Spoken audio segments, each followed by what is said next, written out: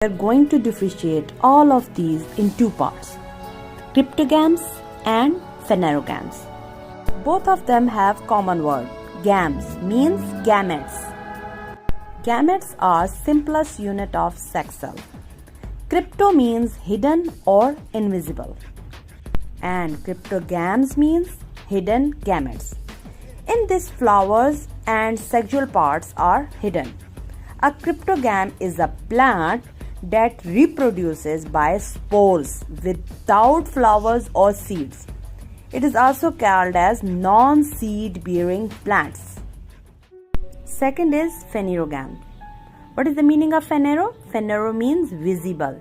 In this, parts of reproductive organs, that is flowers and seeds, are visible. So cryptogams means non-flowering plants and phanerogam means flowering plants. So the cryptogams are further divided into thallophyta, bryophyta and pteridophyta. In thallophyta, the plant body is thalloid. That is, plant body is not differentiated into roots, stems and leaves. These plants are like filaments. So the plants that lack roots, stems and leaves are known as thallophyta.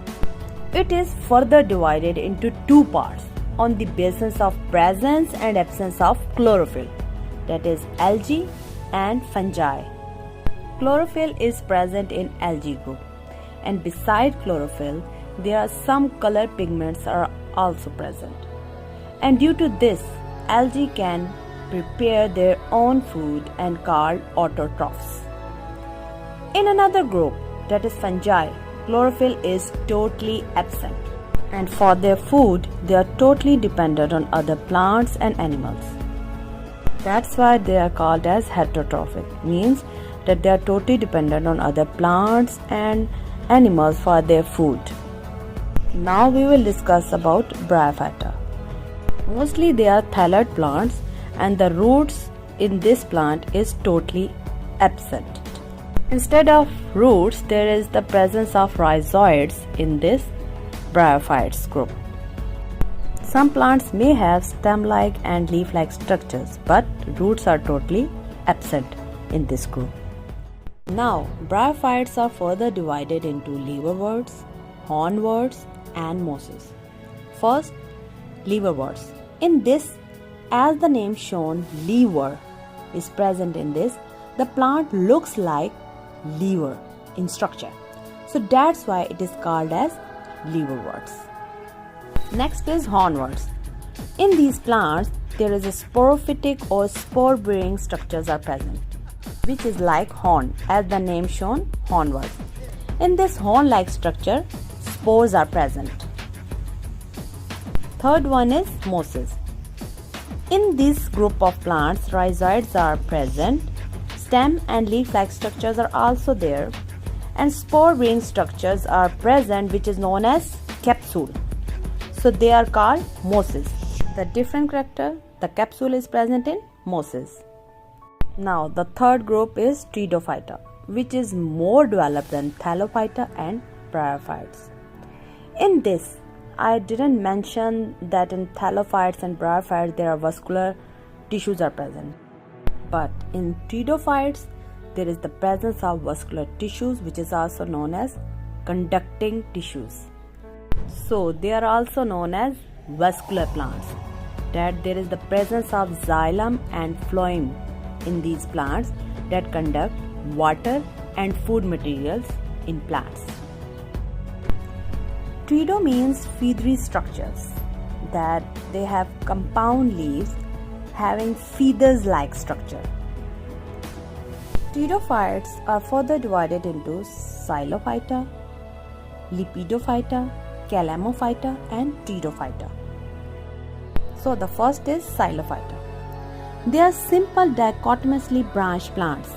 They lack true leaf, roots but have vascular tissues.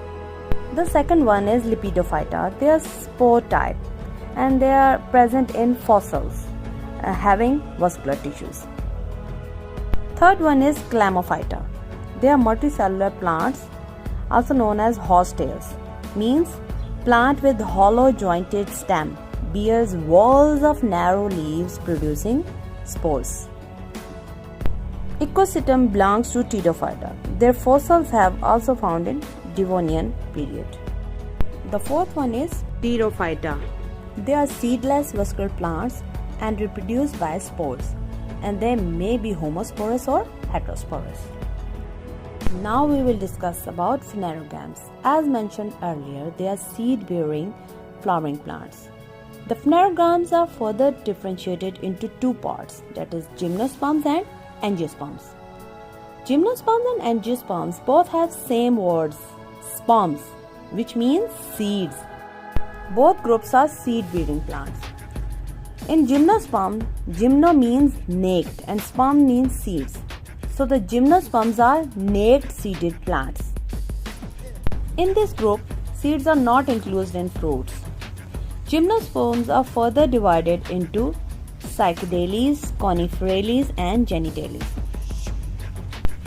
In psychedales, the seeds are directly found in sporophyll, having pinnate leaves. They are dioecious that each plant are either male or female. Next is coniferales. They are cone-bearing seed plants as the name shown. Mostly they are trees and some are shrubs. Examples are pines, spruces, etc. Third one is genitales. It is a division of plants within the gymnosperms that have two cotyledons, opposite leaves, vessels in wood. They are mostly xerophytic woody gymnosperm plants. Next seed-bearing group is angiosperms. Here, angio means bag-like structure or enclosed structure, and sperm means seed. So plants where seeds are enclosed inside fruit belong to angiosperm. Here ovary is present having ovules. Later ovary converted into fruit and ovules converted into seeds.